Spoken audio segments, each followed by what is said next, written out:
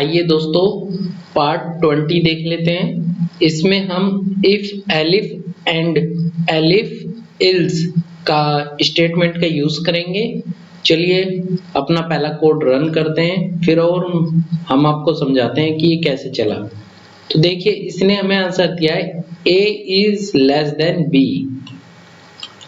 तो आइए अब देख लेते हैं। देखिए दो वेरिएबल हैं और दो वैल्यू हमने असाइन करी हैं और तीन कंडीशन लगाई हैं। इफ अगर a b से बड़ा है तो प्रिंट हो जाए हमारा a इज ग्रेटर देन। उसके बाद हमने एलिफ लगाया दोस्तों, अगर a is equal to b यानी कि a b के बराबर है तो प्रिंट हो जाए a and b are equal. फिर हमने एलिफ लगाया दोस्तों, अगर a b से छोटा है तो प्रिंट हो जाए a is less than b। तो देखिए ये क्या करेगा दोस्तों, जब ये चलेगा तो बारी बारी से रन करेगा कि देखेगा कौन सी कंडीशन इस पे सही है। तो इस टाइम ये लास्ट वाली कंडीशन सही है, तो ये वाला कोड चला, इसने ये वाला कोड चलाया और हमें आंसर दे दिया a is less than b। ठीक है दोस्तों, चलिए नेक्स्ट कंडीशन देखते हैं, मतलब नेक्स्ट कोड देखते हैं और इसको रन करते हैं। सबसे पहले हम रन कर लेते हैं। अब देखिए यहाँ पे हमने तीन कंडीशन दी है same, greater than, is equal to और लेस देन। तो देखिए इस बार हमने b की वैल्यू 20 और a की वैल्यू हमने 30 दी है। तो यानी कि कौन सी कंडीशन इसमें सही होगी वो देखेगा ये। तो यहाँ पे दोस्तों है कंडीशन हमारी पहली वाली, क्योंकि a जो है वो b से बड़ा है। ठीक है, तो ये वाला कोड चलेगा यहाँ पे हमारा और नीचे शो हो जाएगा a is greater than b, और ये वाले कोड हमारे नहीं चलेंगे। मतलब जो भी कंडीशन ट्रू हो जाएगी वो कोड चलता है एलिफ में। ठीक है दोस्तों, अब देखते हैं एक और कोड देखते हैं दोस्तों नीचे, इसको रन कर लेते हैं। अब देखिए यहाँ पे ये देखेगा कि कौन सा कोड हमारा सही है इन तीनों कोडों में। तो देखिए ये वाला कोड सही है क्योंकि ये दोनों इक्वल वैल्यू है, तो a and b are equal, तो इसने ये कोड प्रिंट करके दे दिया हमें।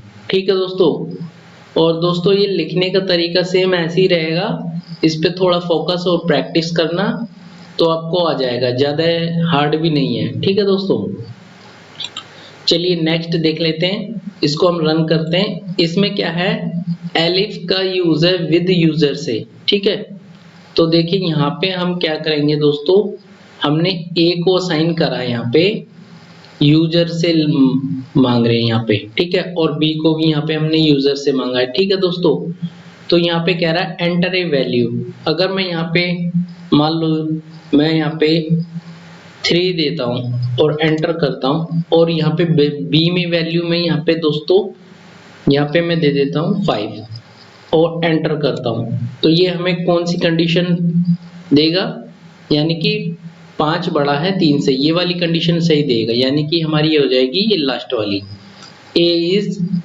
लेस देन b, मतलब a जो है हमारा वो b से छोटा है। देखिए यही तो हुआ इसका मतलब, अगर b बड़ा है तो इसका मतलब a छोटा है, तो a is less than b, तो हमारी ये कंडीशन ट्रू हो गई, तो इसने ये वाला कोड चलाया बस। ठीक है दोस्तों, चलिए एक कोड और है उसे और देख लेते हैं, इसको रन करते हैं। यहाँ पे क्या है दोस्तों, यहाँ पे भी हमने यूजर से लिया है, इस बार हम दे देते हैं यहाँ पे 6 और एंटर करते हैं, और यहाँ पे दे देते हैं दोस्तों 8 और एंटर कर देते हैं। देखिए यहाँ पे भी सेम आया है। अगर हम यहाँ पे इनको अगर चेंज करें, चलिए मैं इसको कॉपी करके दोबारा देता हूँ आपको। कॉपी किया दोस्तों और यहाँ पे मैंने पेस्ट किया, और देखिए यहाँ पे मैं क्या करूँगा दोस्तों, जब इसको हम रन करेंगे तो देखिए ये यहाँ पे हमसे एक नंबर मांगेगा, तो वो नंबर हम देते हैं यहाँ पे 9 और एंटर करते हैं, और इस बार हम देते हैं दोस्तों फिर 9 देते हैं हम, फिर एंटर करते हैं। तो देखिए अब 9 तो इक्वल हो गए, हमारे पास 3 कंडीशन है, तो ये वाली कंडीशन हमारी चलेगी a और b आर इक्वल, तो इसने यहाँ पे हमें ये आंसर दे दिया। चलिए एक कंडीशन और है, इसमें देख लेते हैं। अब हमने लेस देन देख लिया, इक्वल देख लिया, अब ग्रेटर देन देख लेते हैं दोस्तों। इसको रन करते हैं पहले, और यहाँ पे हम देते हैं दोस्तों, मान लीजिए हमने यहाँ पे दे दिया 8, एंटर करा, और फिर उसके बाद हमने दे दिया यहाँ पे, और यहाँ पे दे देते हैं दोस्तों 10, फिर एंटर करा। अब देखिए a is less than b, ठीक है दोस्तों। और जबकि हमें एक कंडीशन दूसरी देनी थी यहाँ पे। चलिए मैं इसको कॉपी कर देता हूँ, कॉपी करके मैं इसको दोबारा रन करके आपको दिखाता हूँ। इस बार हमें क्या करना है दोस्तों, इस बार हमें यहाँ पे एक बड़ी वैल्यू देनी है, यानी कि यहाँ पे हमें देते हैं 15, एंटर करते हैं, और यहाँ पे देते हैं हम दोस्तों 10। तो यहाँ पे आंसर हमारा क्या आएगा, a is greater than b। तो यहाँ पे ये आंसर आ गया हमारा, a is greater than b। ठीक है दोस्तों, इसी तरह आप प्रैक्टिस कीजिएगा। और एक और स्टेटमेंट देखते हैं दोस्तों, यहाँ पे है जिसमें हमने संडे मंडे दिनों के नाम लिए हैं। इसको मैं रन कर देता हूँ पहले। तो देखिए यहाँ पे ये आ गया ट्यूसडे। ट्यूसडे इज मतलब टुडे इज ट्यूसडे। तो ये कैसे हुआ, ये देखिए मैं आपको बताता हूँ। यहाँ पे जो मैंने डे दिया है दोस्तों, इसमें हमने एलिफ इल्स का स्टेटमेंट का यूज किया है दोस्तों। पहले हम लगाएंगे इफ, पहले हमने दिया डे में ट्यूसडे दे दिया यहाँ पे दोस्तों, ठीक है, डबल इन्वर्टेड कोमा के अंदर। उसके बाद हमने लगाई if condition, day is equal to अगर मंडे तो प्रिंट ये कर दो, print today is Monday. Elif लगाया फिर हमने दोस्तों, अगर डे ट्यूसडे है तो प्रिंट ट्यूसडे कर दो। फिर एलिफ लगाया दोस्तों हमने, अगर डे हमारा वेडनेसडे है तो वेडनेसडे प्रिंट कर दो। फिर हमने लास्ट में दोस्तों एल्स लगाया, अगर इनमें से कोई भी नहीं है तो टुडे इज हॉलीडे प्रिंट कर दो।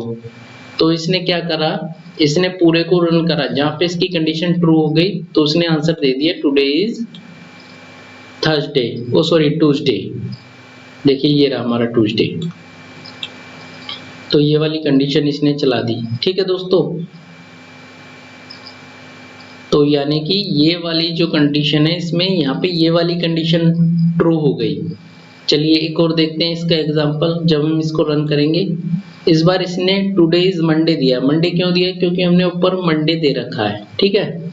तो इसने इस बार ये वाली कंडीशन चला दी, ठीक है। अब देखते हैं एक और दे रखा है यहाँ पे दोस्तों, इसको रन करते हैं। जब इसको रन करेंगे दोस्तों, ये यूजर से मांग रहा है, तो हम यहाँ पे अब दे देते हैं फ्राइडे देते हैं दोस्तों। फ्राइडे दिया और हमने इसको एंटर किया, तो देखिए टुडे इज हॉलीडे दिया यहाँ पे इसने, ठीक है दोस्तों। क्योंकि ऊपर तीनों में कोई भी कंडीशन मैच नहीं हुई, इसलिए इसने एल्स वाला पार्ट चलाया और ये दे दिया हमें, ठीक है दोस्तों। चलिए थैंक यू।